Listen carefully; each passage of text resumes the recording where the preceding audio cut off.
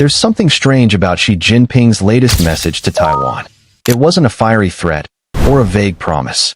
It was something else, calm, measured, almost rehearsed. And that's what makes it even more dangerous. Because when she speaks softly, the world should pay attention. Reunification must and will be achieved. Those were his exact words this week, broadcast across China, directed squarely at Taiwan's new opposition-led government. But this wasn't about words, it was about timing.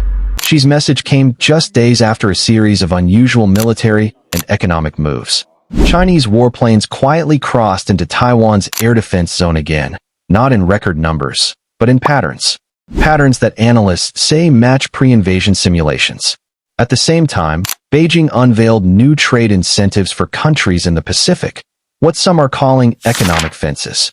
It's a soft power expansion disguised as diplomacy.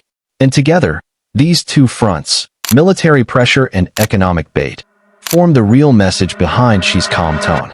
He's saying, we don't need to rush war if we can trap Taiwan from the outside. Welcome to the Political Globe. To understand this strategy, you have to go back to Russia's invasion of Ukraine. She watched how sanctions, isolation, and Western unity almost crushed Moscow, and he learned one thing. China can't afford a war that leaves it cornered. So instead, he's flipping the playbook. Rather than launching missiles, Beijing is launching alliances. While the West debates troop movements, China is signing infrastructure deals from Southeast Asia to Africa. Every port, every trade route, every satellite agreement, quietly tightening the noose on the world's supply chain. And the genius part?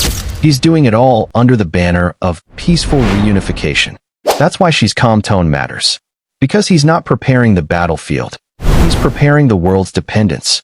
Meanwhile, the US is distracted, election year chaos, inflation, foreign policy fatigue.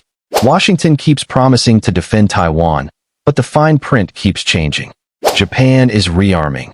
The Philippines is torn between US aid and Chinese investment. And the rest of the world? Watching silently, trading with both sides.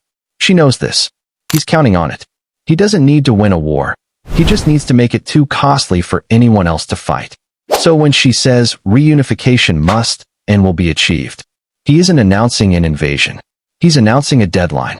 One that may come not with bombs, but with contracts, pipelines, and ports. The next global conflict might not begin with missiles flying over Taiwan, but with nations quietly realizing that their supply chains already belong to Beijing. And by the time the world notices, it might already be too late. If you think China's playing the long game while the rest of the world argues over headlines, you're not wrong. The real question is, how long before anyone plays back?